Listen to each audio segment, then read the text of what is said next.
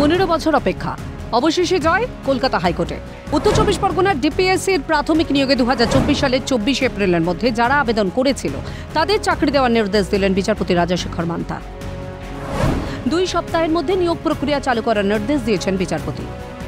2009 সালে মোট 4টি জেলায় মালদা, উত্তর 24 পরগনা, দক্ষিণ 24 পরগনা ও হাওড়াতে জেলা প্রাথমিক শিক্ষা পর্ষদ নিয়োগের বিজ্ঞপ্তি জারি করেন।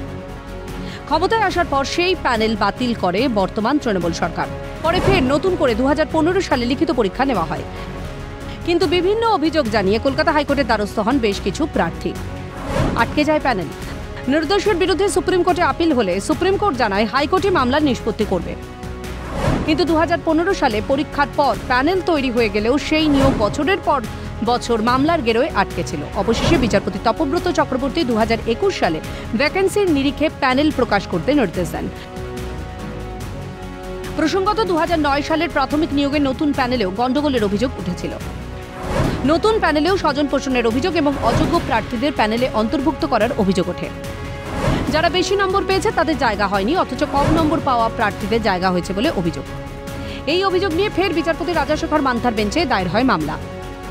চাকরি প্রার্থীদের আইনজীবী আলী আহসান আলমগীর জানান, মালদা জেলায় প্রায় 1300টি শূন্যপদ ছিল। নিয়ম অনুযায়ী শূন্যপদের 1.5 গুণ প্যানেল তৈরি হয়, কিন্তু মালদায় সেই নিয়ম মানা হয়নি। এই রকম সব জেলাতেই হয়েছে। বিচারপতি রাজাশেখর মান্থা এই অভিযোগের পরিপ্রেক্ষিতে জেলা প্রাথমিক শিক্ষা পর্ষদের বক্তব্য জানতে চেয়েছেন। আগামী 25 এপ্রিলের মধ্যে তাদের বক্তব্য জানাতে হবে।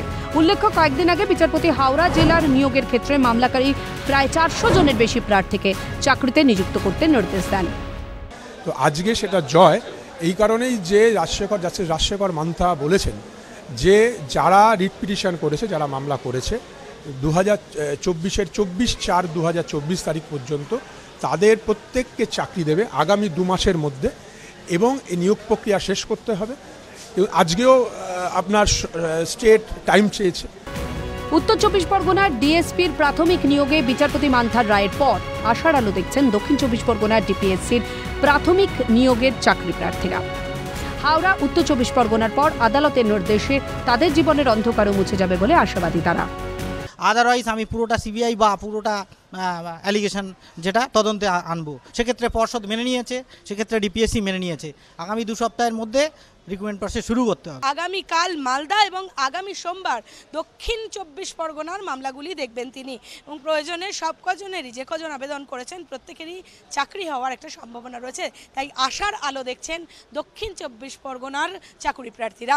ক্যামেরায় লিসেন লোধের সাথে অভিরূপা হাজরা, ক্যালকাটা নিউজ।